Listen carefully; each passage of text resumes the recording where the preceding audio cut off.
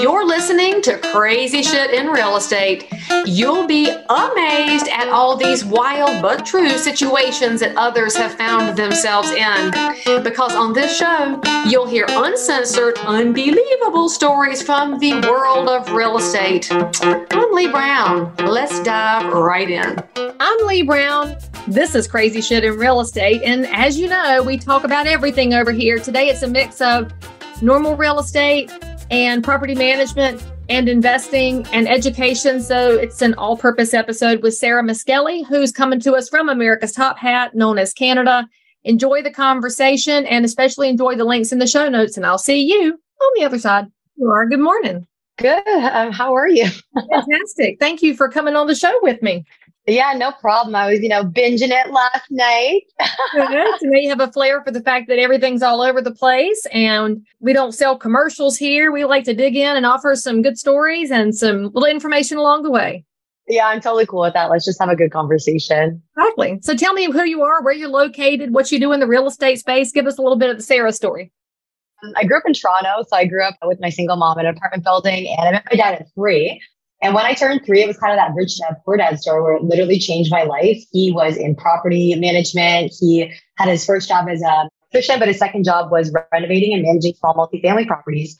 And I started doing that when I was a kid, helping him paint, clean, and all that fun stuff. And at 16, he actually passed away, which is really freaking hard. And I had to start managing his portfolio. So I had to deal with contractors, all these older men when I was just 16-year-old girl. 16-year-old property managing. Holy crap. Yeah, it was no joke. So out of my element, but I was forced to grow up fast, right? That's just do what you got to do. But what it really demonstrated to me was the power of real estate. I was able to live in this property. We were kind of house hacking, which is a cool term now, but we were living in one of the units and the other units were tenanted. So it covered your living expenses, right? Which was fantastic. And frankly, I think that's still the best way into home ownership in an expensive market is figuring out a different way around it besides the picture you see in the movies or on TV of a traditional single family home, 3-bedroom, 2.5 bath, little yard. It looks a little different for a lot of people, but real estate does change lives. And so I'm curious, at what point did you go from 16-year-old property manager to somebody who looked at real estate as a career and not just oh crap, I have to do this because I have to do this? Yeah, so I was kind of like your idealistic millennial. I went to university, which was also, partially financed by the passive income from our assets. And after I finished school, I was like, oh, what am I going to do with my life? I had no friggin' idea. And I was like, hey, look, I'm already in this world of real estate. Why not just get into real estate sales, see what that's like? My dad kind of gave me that entrepreneurial spirit, got into sales, and it ended up being a very good pick for me. So I was with Keller Williams in Toronto. I got top agent under 30 for 3 years in a row. I was making $400,000 a year. I was crushing it as a realtor. And I really loved that kind of aggressive hustle of it and just being immersed in the world of real estate even deeper, right? Right. So what were you studying in school, by the way? Was it anything related to real estate or? No. All of us just go and take these really, really random BA, social sciences, communications. I just kind of took something to check it off the box. I knew I wasn't going to be an engineer. I'm not good at math. I wasn't trying to do anything with a big title, although my dad wanted me to be a lawyer or a doctor. But I just did a BA because it was what you're supposed to do.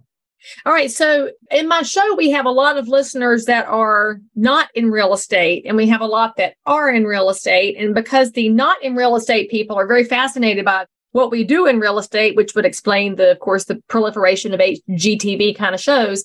Yeah. I want you to give my real estate people a tip for how you built your success so quickly in the business. How did you become somebody who could actually make money in this business? Because a lot of people who are either stuck in a rut or coming into the business don't have the foggiest idea how you get to a level of success. So what's the one thing you did as a younger realtor that got you to a level of success? I would say there was 2 things. One, I was coachable. I just listened to what other people who had achieved success told me what to do, essentially. And I followed the systems and models that were provided by my brokerage. I know that sounds kind of boring, but when you just follow simple steps and you listen to what other people have to say, you can be successful and work hard. We're not going to this is a lot of freaking work. It wasn't easy, but success is simple, not easy. Okay, it's so funny that you say that because that's totally applicable to the investing side as well. So now that you've gotten into a space where you really talk about investing as your primary conversation point, What do you say to people who are inquiring about investing? They aren't sure if they want to invest in real estate. They're scared of it. They heard some stories. How do you get people started on the pathway without them going wild and losing all their money? Because we've seen that happen too. And especially with the way that syndications have grown in the last few years, they can make sense. I find that a lot of people don't have any idea what it is, who to trust. And it might be beyond the sophistication level of somebody who's at the starting line. So talk to me about the starting line that you look at for real estate investing, whether you're talking to a regular person or somebody in real estate. Yeah. So first and foremost, you want to keep it simple. What are their goals? Why do they want to invest in real estate? Are they looking for like passive, like cash flow, or are they looking for like long-term wealth building? Because that's going to first determine like which vehicle in real estate you're going to go into, because there's a dizzying array of options. But if you look at your foundational like needs, in addition to saying, okay, how much time do I actually have to commit? So when you look at what you're looking for in terms of cash flow or long-term wealth building, like you don't need the cash. And then you also look at like how much time do I actually have to do this damn thing? Like I didn't have time when I was a realtor to go and manage Airbnbs. Like it's not happening. Like, and then if you're getting a property manager, it's cutting into your profitability. So you have to really understand the core needs that you're looking for and then pick a strategy in that regard. So syndications were very attractive to me because I can hand my money over to people that I veto and, decide that I trust, and I can just get passive returns versus if you're going to go out and manage a place, you're going to have to, find tenants, deal with maintenance issues. And if you have the time to do that, then go for it, because you're going to get that like long-term equity building and appreciation if it's a good market. But I think it's less about the strategy and it's more about the person and what they need in their life. So first of all, high five for stopping yourself when you said passive income and turning it into cash flow, because for a lot of my audience, they hear the phrase passive income all the time and they're like, I don't really know if I should ask. But thank you, Sarah. Y'all, that's the money that lands in your account that you can then choose what to do with. And hopefully you do choose to pay taxes and report it so you don't get in trouble. And I also love that you talk about the time factor. Like I do long-term rentals and I hire a property manager because I don't want to deal with all those issues. And I've never done the short-term rentals or Airbnbs because all I can think in my head is, I stay in them. I check in on a Monday and I check out on a Wednesday, and holy crap, I'm going to have to talk to these people, which that's going to be a time suck. And then I'm going to have to change the code, and then I'm going to have to change the linens, and then I've got to make sure it's cute enough. And so it panics me. And so I've still never gone into short-term rentals because of that. But I have some really good friends and clients. That's their primary stream of income now because they manage it themselves and they find it to be delightful. So there's also a personality piece that goes in with that time factor. So when you talk about these different kinds of real estate investments and the fact that there are so many options out there, what's Sarah's favorite? Here's the criteria. If you don't care if you have a lot of cash coming in, but you don't want to be out of pocket, so you want to at least break even, and you want to find something that 20 years from now will wind up being a good call because you don't have to cash it in right away, and you're a busy person, whether you're a real estate busy person or a executive busy person, what would be the avenue you'd take now that I've given you those criteria? If you are remotely awake, then you know that we are heading into some really tricky economic times. We have home buyers that have put the kibosh on buying. We have sellers who have found out suddenly their houses aren't dipped in 14 karat gold. And as a realtor, you are still trying to keep up with the business you have and trying to answer questions in the meantime, while also managing sky-high fuel cost at the pump. Never fear, because my new video course is coming out right now, and it's called How to Dominate During a Recession. I've been a realtor for 22 years. My business went up every year during the Great Recession, and it's all because of education. This course is 4 modules. There might even be some bonus content for you. The price is $199. I am delighted to bring this out as quickly as possible because, friends, there's no time like the present to make sure our neighbors are stronger and we protect the American dream. Click on this link, www.dominatethisrecession.com, and I'll see you there. Now, back to this amazing content. Yeah, so I'm going to say something that not a lot of people will tell you in syndications. I think if you're going to go the syndication route or you're going to go and purchase your own property, there's going to be upfront research. Like, no matter what, there's going to be a time commitment upfront to determine either with syndications who the good people are to work with, vetoing them, talking to your accountant, seeing, okay, how does this work with my tax strategy? And then if you're looking for your own investment vehicle, You're going to have to talk to a realtor, find a good realtor, find a good property. They're going to help you with the numbers if they're an investment focused realtor. But just know either way, there's going to be a bit of a time commitment. So I don't want to like sugarcoat this and say that everything is just like nothing, right? But I would say the biggest difference is if you're going to go the path of owning your own property, you need to know in your market, if you don't want to manage it yourself, like your criteria said, you don't have the time to do all that stuff. You need to make sure that it at least like breaks even at some level. Otherwise, you're going to be out of pocket. And if it's going to break even, you're going to need to hire property management, like you said you had, right? And they would take care of everything for you. But I think those two options are really fantastic. It's just knowing either is going to take some upfront research. And if you own your own place, then obviously you're getting that like long-term equity building. You can refi it. There's so many options. If you're going syndications, it is like actually totally passive after that upfront research. And that would just be you putting the money in, setting it and forgetting it. And you're going to get checks right to your bank, or I should say wires right into your bank account quarterly. And then when the asset sells. Whereas when you own your own place, you're going to get rental income, but like hopefully that would be monthly. Hopefully if you have a good property manager, they're kind of managing the books for you, which like maybe you do that.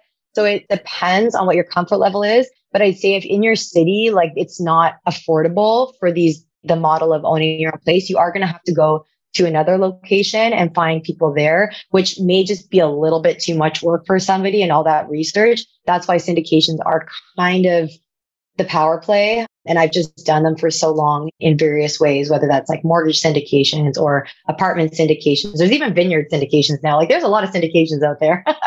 And by the way, y'all, there's a whole bunch of links over here to some other episodes about syndications. And the reason you hear about that a lot is because we're in a crowdfunding world. You think about Kickstarter and Indiegogo, then you think about Airbnb, which is a share economy, Uber's a share economy, syndication all comes out of that. So here's the best way to think about it. It's a whole bunch of people putting their money together and then letting some really great people do things with it. So that's the inaccurate, or not accurate, it's inelegant description. So let me ask you this, because there's a lot of them out there. And the minute somebody says this word out loud in front of their phone, they're going to have, oh, look at this, because our phones spy on us and send us all the syndication ideas. How does Sarah go about evaluating who is a good person at the operator level of the syndication to trust? And what are the factors you look for that would give you some kind of comfort sending your money to that crowd? And by the way, y'all, I know that you're the good listeners by now, because all the people looking for a silver bullet and a quick buck have already left. And y'all are the ones that have heard Sarah say multiple times now, you have to do the research and you have to do the work. So now we're going to talk about what the research and the work looks like and the couple of things that would tell you comfort or red alert. Yeah. So I'm going to say, let's be real. People are going to go on Google. They're going to Google it first. Like, let's just be real here. Okay. I would say you gotta like do this, like getting integrated in the world of it. And it does take a little bit of time to see who the key players are. That would be kind of my first move, is like figure out who the key players are. Bigger Pockets forums is a really great resource. There's going to be some really great people talking about syndicators they've invested with, that they've had success with. Like you really want to find out from investors like who've gone and put their money in and gotten their money out. But the key questions I would say after you've dabbled online, because I just know that's what people are going to do, is finding out their track record. So the question to ask is, how many deals have you gone full cycle on? I'm going to simplify that terminology. Full cycle literally means you as an investor put in 100K. Okay. Let's just say the deal was 5 years. After those 5 years, you got your 100K back, and you also got the profit that you were promised. Let me just rephrase that. Promise is never the right word, because we know in investing, there's always risk and nothing. You were believed in. You're believing in. Yes, that's kind of what contractually what you're believing in for this return. But you've got your initial capital back, the money you put in, and you've also got your profit back. So you're being fulfilled. And you want to know if that sponsorship team, how many times they've done that, have they successfully returned investors' capital? And you kind of want to know, like, how long they've been doing this for. I mean, we all hear about that Houston horror story from like a couple months ago that was all over the media about these defaulting multifamily assets. And when you dig a bit deeper, it doesn't mean the whole multifamily space is like crappy. It just means that you have to really veto and verify that those operators that you're working with know what they're doing. And a lot of that time, it comes with being in the business for, 10 plus years or 5 plus years and having gone full cycle and having a high number of units. And also, who are the investors or the service providers that they work with that you could talk to and be like, hey, look, like, do you like working with these people? And all of that said, that's like the hard data. There is a component of it where you're going to be like, you know what? Do I vibe with these people? Like, do they feel like these are my kind of people? Like, do I relate to them? Because you're probably going to talk to quite a few syndicators once you start to like dive into this world. And I do this as well, right? When I find a place to invest, I'm going to talk to a few people. There's going to be somebody for some reason, like once all the data checks out, that like I feel good about. I think that have at some level a part of it. And, you know, nothing's ever perfect in life, but if we can't trust people, like where are we at? Right. So there is a component of that, but I'd say you want to just back it up by like data and facts.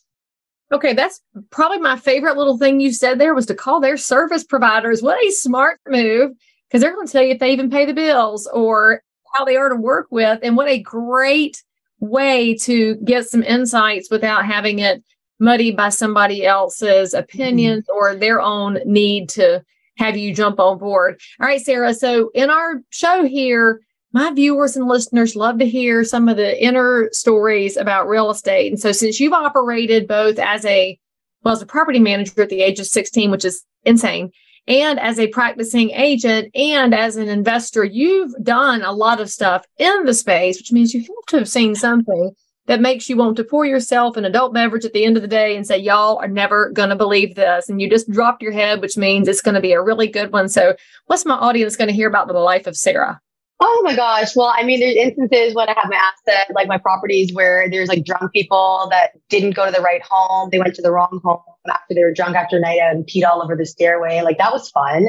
When I was a realtor as well, you know, I had people that the day before closing, they ended up to get divorced. And then we're dealing with like all the lawsuits and stuff of them trying to like figure out where this asset's going to go and am I getting paid? That's always fun. I had instances where like I was a young woman as a realtor, you know what I mean? I'm kind of no nonsense, but you're going to deal with like some shady, not so great men sometimes. I had a guy one time who was just like into me and then he like fired me even though I'd worked with him for months. He's just like, I can't manage this anymore. Like I am attracted to you. And I'm like, well, kind of like, screw you, buddy, because I just worked for you for all this time. You can't control yourself. Many instances from like every shade of those experiences, but like that's life, right? You just gotta like pick up and just keep on going.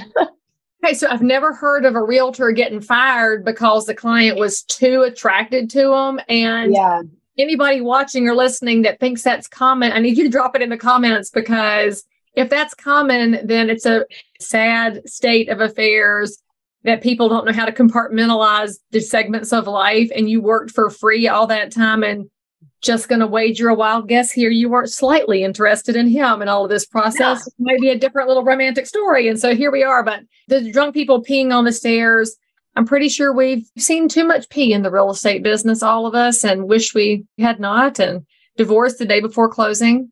Well, divorce is never a welcome occasion in anybody's life, I think. And the day before closing, communication would have been nice. I'm going to guess they probably tried to keep it inside, keep it bottled up and get through the closing, and you can't get through it. All right, Sarah. So if somebody wants to follow up with you and learn more about what you're doing in the real estate space, whether it's on the education and investing side, or they just need a good Canadian input opinion from somebody, how do they find Sarah? Yeah, so two ways. You can go to my website, which is HyleeCapital.com, and I'm sure it'll be in the show notes. I do also have a passive real estate wealth summit coming up in September. It's virtual, and it's really for one of my big passions is women, getting more women invested in real estate. I just think there's a huge wealth transfer that's happening from baby boomers to women. There's about 30 trillion coming by 2030, and women are really stepping into their power and learning more about how to invest, how to build wealth for themselves. And it's going to be a big, big shift we're going to see. So I'm really here to empower women to get involved, since I've kind of been blessed to be in this space for a long time. So that's going to be coming up in September. And I'm very, very excited because I have a crazy lineup of high-level female speakers that are going to be at that event. And that's all online, so they can watch it with the all virtual. Yeah, you pop in. All right. Well, I will have all of the show notes set up to include not just her regular work website, but you should probably also check into the summit, especially if you are at the edges of investing and you want to learn. What better way than to hear from active investors from the comfort of your computer, so you don't feel judged, because I'm pretty sure you won't be judged in the learning process, because all of us are here for the same reason, to help make you stronger when you logged into this podcast or anything else so that you can go do great things in your own life and build your own empire, just as Sarah is doing. Sarah, thank you so much for coming on the show and giving us some good information, some encouragement to go do the work, and really great tips. Appreciate you coming on and sharing. Yeah, awesome. It's so great to be here. All right, friends, make sure that you say something nice about Sarah down in the comments, or, tell me if her experience is normal. And I can't wait to hear how many of you sign up for the summit. Hey, Sarah, can you give us like a sign up code or something so we know how many of the crazy shit people show up? Yeah, 100%. Okay, we'll get you a little tracking code and then y'all will know who each other is. And make sure that you check out some of the other episodes and come back and see us, because you never know what you're going to find over here. See ya. As always, I'm so super thrilled that you joined in for more crazy shit. And if you're a realtor, investor, inspector, lender, or just a regular human being who happens to have an unbelievable story that you need to tell the world about, or frankly, you just need to one-up the story you just heard, then make sure to DM me on Instagram at Leigh Thomas Brown, or tweet me at Leigh Brown, or frankly, any social network where you hang out. I'm there. And if you had some fun, then you totally want to subscribe so you don't miss out on any future episodes.